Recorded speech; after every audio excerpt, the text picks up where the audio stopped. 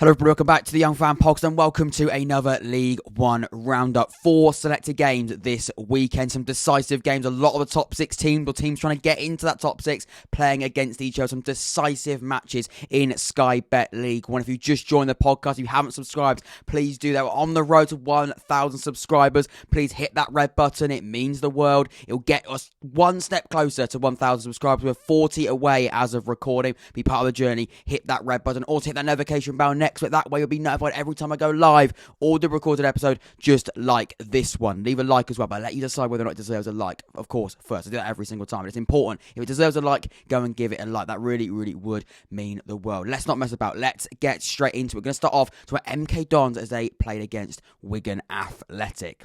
So this game was always going to be a really, really interesting encounter. Second against third, or should I say third against second. And still, the points today, after it finishes 1-1, both teams are on 73 points. Level on points now. Really, really fascinating stuff. Now, Wigan have got those games in hand, so they could slightly maybe peel away from the likes of MK Dons, or maybe even Oxford, should I say, trying to finish in the top 2, or trying to aim to get in that top 2. Maybe that could be going a little bit too far, but it was really important. Nonetheless, talk about games in hand, that doesn't always equal points. It was really important that MK Dons got something from the game today, as well as going 1-0 down, coming back, getting that equalising goal. I think that was really, really important for MK Dons, and a fantastic run. We'll have a look at that recent form they've been on. They've beaten Cheltenham, beaten Rotherham, beaten Bolton, beaten Charlton and Sunderland. They've beaten some top sides recently. Done an absolutely phenomenal run, and they're still weirdly going under the radar. I don't know why that is, but even though I say it every single week, MK Dons are doing an absolutely brilliant job. They're beating the top teams. They're still going a little bit under the radar. I don't know why that is, but again, they're third in the league and they're now level on points with second. They really, really could put in a late push for automatic promotion places into the Championship. Maybe even a late title race. That could be going a little bit too far. But again, you know, who knows? MK Dons are really, really that sort of team now that are winning games and steamrolling through these fixtures and these tough fixtures as well, and getting points out of them. And that is about a team, and that's all about a team. Really, really high on confidence and really, really quite impressive in League One this season. And once again yesterday, a really significant point. As for Wigan, I mean, it's been 2 wins going into this game, and I saw that shocking defeat. Is it shocking? I'd say it's a little bit surprising losing 3-0 at home to Sunderland, but then a bit of reaction since then with 2 wins and then a draw again today. Like I said, games in hand don't always equal points. They have got 3 games in hand on Wigan, on MK Dons, Wigan have, and they could definitely go and push on, maybe even go for the title themselves. That's how tight it is, especially in that top 3 now with MK Dons, Wigan and Rotherham. Games in hand, level on points, it really, really could go either way. But nevertheless, a really, really good point for both sides. And for MK Dons, I think, especially going 1-0 down, that really, really does help them. We'll have a look at this attacking momentum graph. You can see here, first half, not much going on going forward, really. Quite a tight, edgy encounter, really, going into the second half. Few teams had their spikes and moments in that first half, but generally, the second half is when it really all started kicked off. It's probably opened up a little bit. Tiredness kicked in. The game opens up, and you can see here, Wigan score first. I mean, MK Dons probably start the second half better than Wigan do. Definitely more on the front foot. And then a spike in the second half, and then Wigan do get their goal. And then it's probably a little bit of MK Dons, and then it's Wigan again. And a really, really late spike of MK Dons attack. They're going for it. The home side against, back to the wall, as you'd say, going into this game.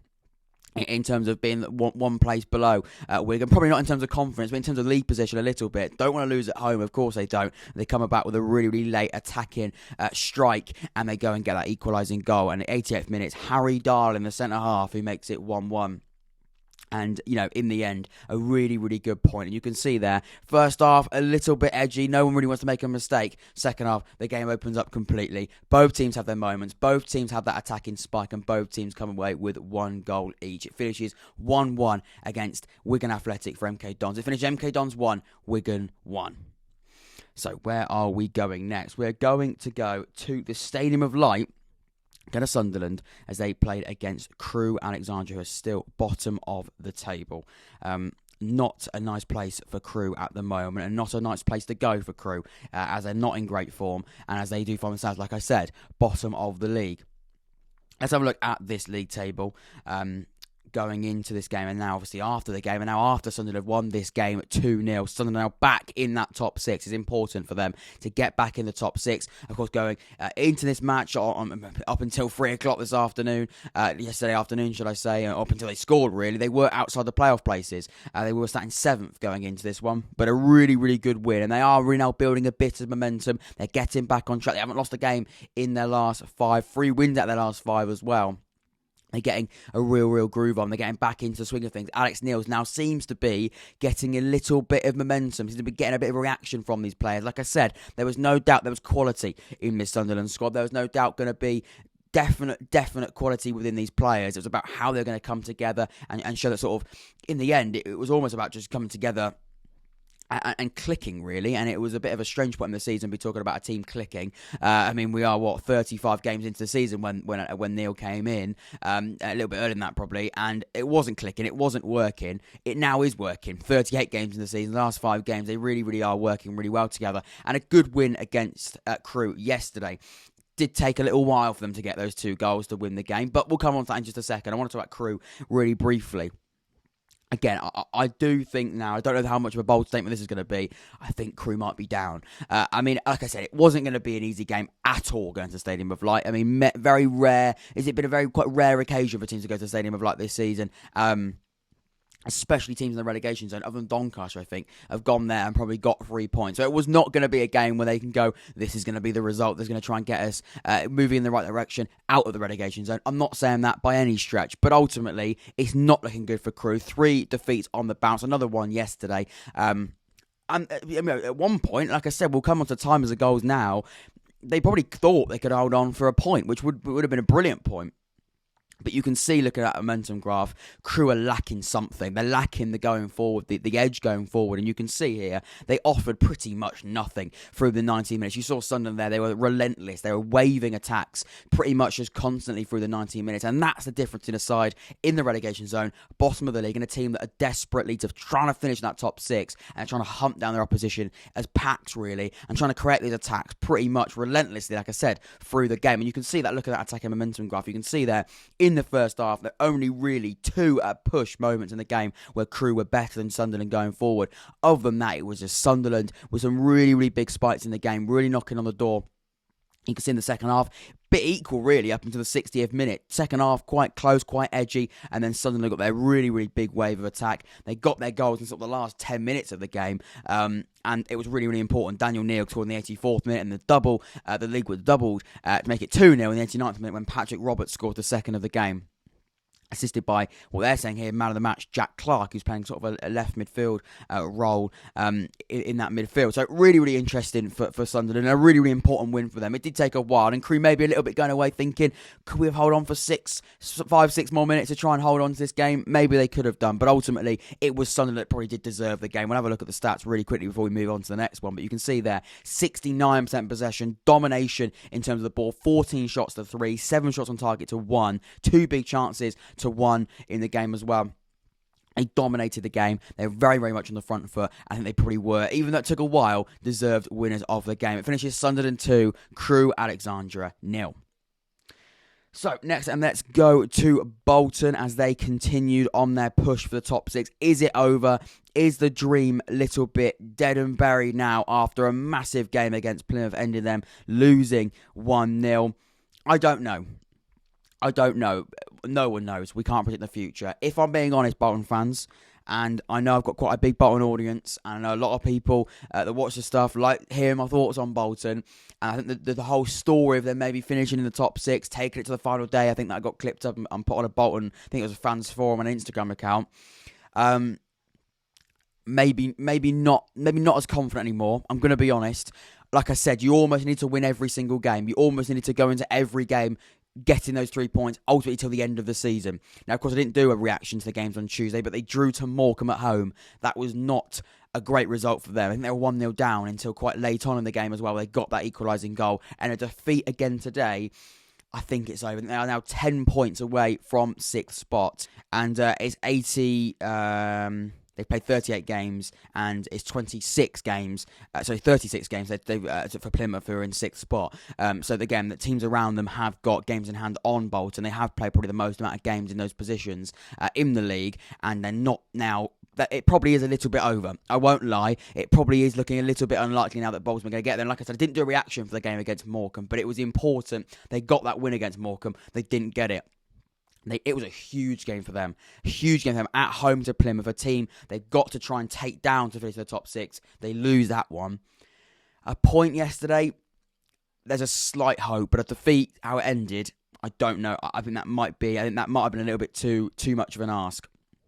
I will have a look at the momentum graph as well, as we always do. It looked in the first half. That obviously they got their goal just before half-time, Plymouth. But looking at the start of the game, it was all Bolton. It definitely quite a domination going forward in terms of Bolton. And then Plymouth at their moments, it was quite tight, quite even. And there were a really big burst of attack for Plymouth before half-time. And they got their goal then as well. So almost, I think, Plymouth were risking it a little bit to try and go for it just before half-time, get into half-time leading the game. They did that, so that paid off massively. Second half, not massively Plymouth really, but definitely Bolton sort of trying to get something from the game. They definitely attacked and definitely dominated in the second half, but it wasn't to be. And in the end, they couldn't get that goal. It did finish 1-0 to Plymouth. In terms of the possession, 55% possession to 45%, 14 shots to 9. More shots on target, interestingly, for Plymouth. But Bolton having more possession, having more shots. Interestingly, the same amount of big chances both sides as well. So they're going to be a little bit hard done by Bolton, really. They couldn't get at least a point from the game. Like I said, especially in that second half, they definitely did knock on the door. They had their moments in the game as well, looking at the stats. But I look at, sometimes you've got to look at the points. Look at how many games have been played. Look how many games you've got left. I think it might be a little bit of a step too far, Bolton fans. I'm sorry, but I think it might be. I think you are now getting into a point of the season where you are ultimately running out of games. Sometimes it's not spoken about enough, and I think it's quite sometimes like an obvious thing to do, but you haven't got unlimited games, and the gap is only getting larger with less games coming up. And today was a massive game for you against a side that are definitely a team you've got to be trying to get the players instead of Plymouth, really. And you lose them at home. It's disappointing. And on the back of a draw against Morecambe, who are in the relegation zone, that's frustrating as well. I think it might be a little bit over, Bolton fans. But again, it's not over till it's over. Of course it's not. But it's going to be really tight. But I think, if I'm being honest, a lot of people say, what do I think? I think it might be a bit of a step too far. But of course, I've got belief in Bolton. I trust them. They want a brilliant run before this, but it does finish Bolton 0, Plymouth Argyle 1. So then, let's go to the next one then. Let's go to the final game, Sheffield Wednesday. Let's go to Hillsborough as they played against Cambridge United, and they absolutely thumped them. They won 6-0, and we'll have a look at of course, when the goals happen. We'll have a look at the attacking momentum graph in just a second. Let's have a look at the league table first, though. Cambridge United, not on brilliant form at the moment. Four games without a win at the moment. But I also thought as well, when we watched Cambridge, and when we actually played against Cambridge a few weeks ago, I was impressed with them. I thought they definitely did offer something quite good. I thought they were well structured, well organised. And for a team that newly promoted into the league, I thought they looked a really good side.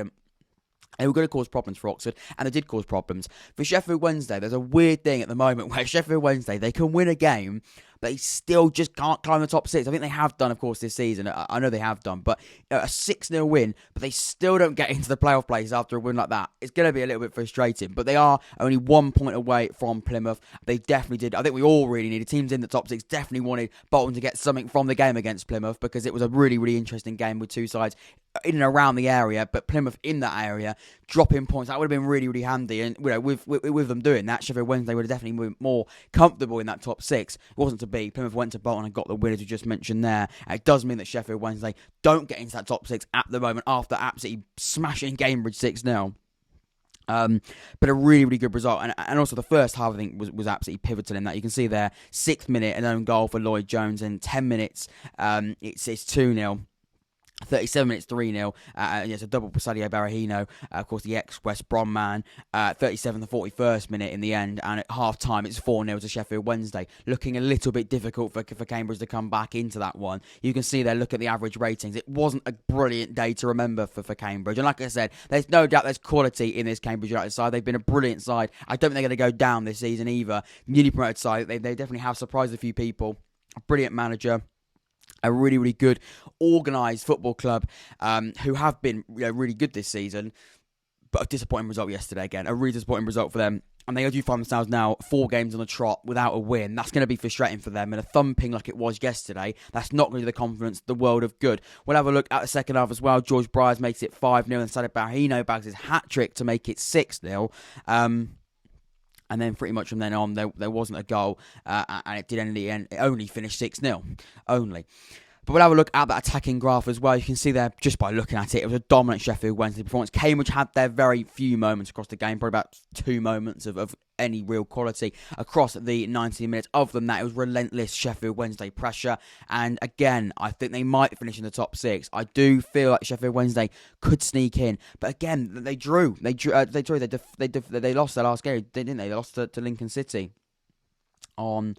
Was that the Tuesday? No, that was last Saturday, yes, wasn't it? It was Lincoln City beating Sheffield Wednesday 3-1. So it's those results they need to cut out. If they want to get the top, it's those results they need to cut out. More of yesterday, really, is the message. A really, really dominant performance from them. A really comfortable win. Of course, Sadio Berahino, the man to pick out. He was brilliant yesterday. Hat-trick for him.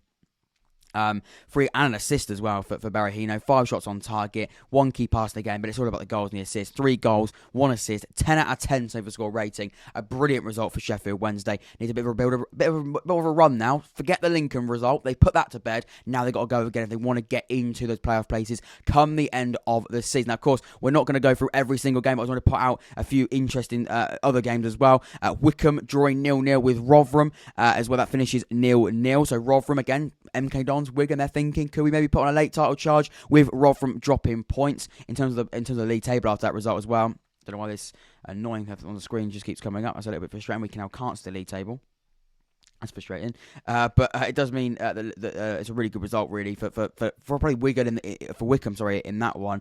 Ipswich Town versus Portsmouth finishes 0-0 as well. Ipswich, I saw someone say Ipswich probably did deserve to win the game. Look at that graph. You probably would say Ipswich deserved to win that game. It definitely did have their moments across the 90 minutes and definitely spiked in that 90 minutes as well. So that one, of course, Oxford United against Shrewsbury. I did the match day experience. I did the match reaction for that as well. That'll be on the channel as well. So you can watch that now for me to go in depth in Oxford United's really important win against Shrewsbury. Lincoln City got their second win on the bounce as they beat AFC Wimbledon 2-0 away from home.